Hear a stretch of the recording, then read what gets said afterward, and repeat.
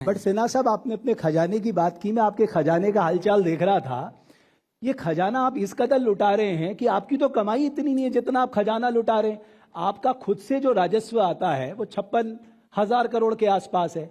आज मैं देख रहा था कि आपका डेट जीडीपी रेशियो वो 40% के आसपास पहुंच गया।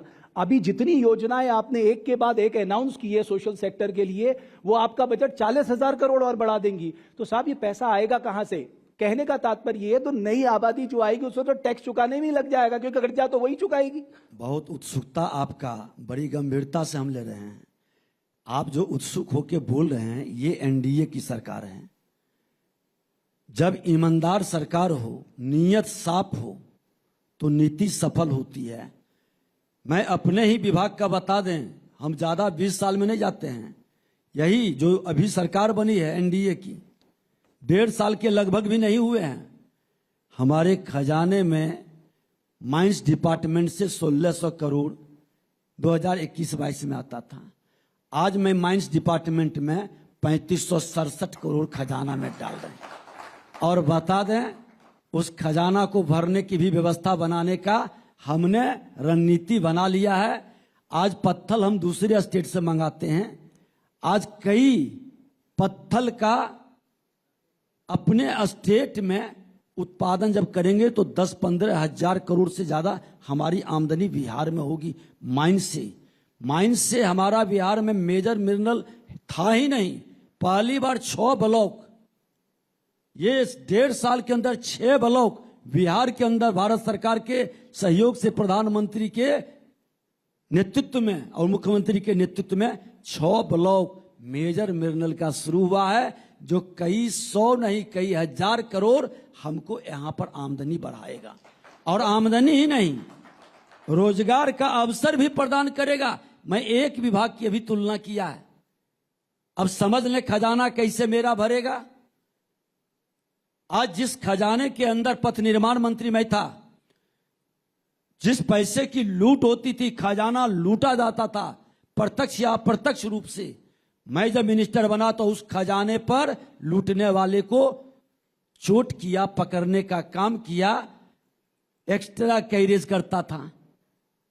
पत्थर आता था गया से, बिल बनता था पाकुड़ का, 26 करोड़ सिर्फ कागज पर खजाना में पैसा चला जाता था। तेजस्वी यादव उप मुख्यमंत्री और पथ निर्माण मंत्री थे। हमने पकड़ करके इस तरह के पूरे मामले का तहकीकात करके रोकने का काम किया। खजाना में कहां कहां छेद था, वो पैसा बचेगा तो किसको जाएगा? बिल्कुल आम आदमी वो को पैसा जाएगा। बचेगा तो जनता के हित में तो काम होगा। सिन्हा साहब, ये खजाना तो चलिए आपने बहुत अच्छे काम किए जैसे कि आपने बताया, लेकिन खजाना तब बनेगा जब इंडस्ट्रियलाइजेशन होगा। खजाना तब बनेगा जब फैक्ट्री आएंगे, छोटे छोटे उद्योग लगेंगे। हमने बताया ना कि मेजर मिनरल जो निकल रहा है, मैग्नेटाइट का, आपके लाइमस्टोन से लेकर के कई तरह के आयरन का, आज कई मेजर मिनरल जिसका हमने अभी भारत सरकार के माइंस मिनिस्टर को बुला करके आग्रह किया कि यहाँ पर इंडस्ट्रीज लगाएं।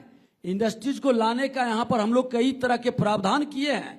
और अगला पंचवर्षीय योजना में देखिएगा, कुशल श्रमिक बिहार में है, वाटर हमारे पास है, पावर हमारे पास है, तो इंडस्ट्रीज कहां लगेगा?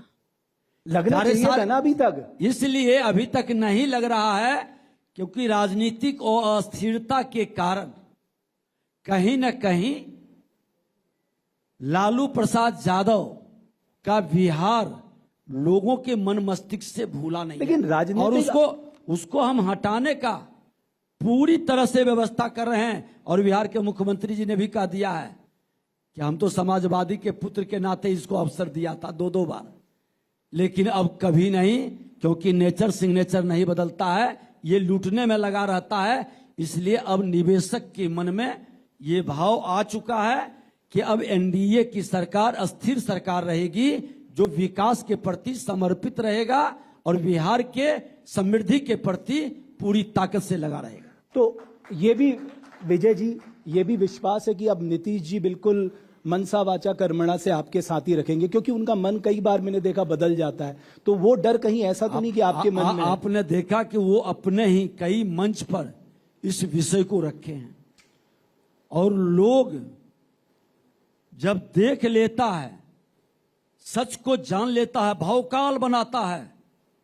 लेकिन मैं एक चीज आपसे कहना चाहूंगा आपके मंच से, कि भविष्य बेहतर करना है तो भूत को जानने की जरूरत है। जो पास्ट को जानेगा, जो भूत को जानेगा, वर्तमान में सुधारेगा, वही बेहतर फ्यूचर बनाएगा।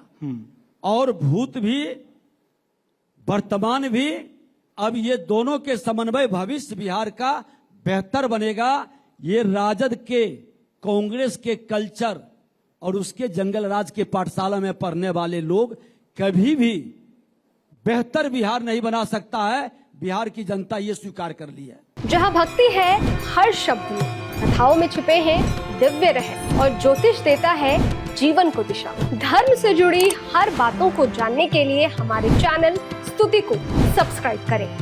चैनल पर जाने के लिए इस लिंक पर क्लिक करें।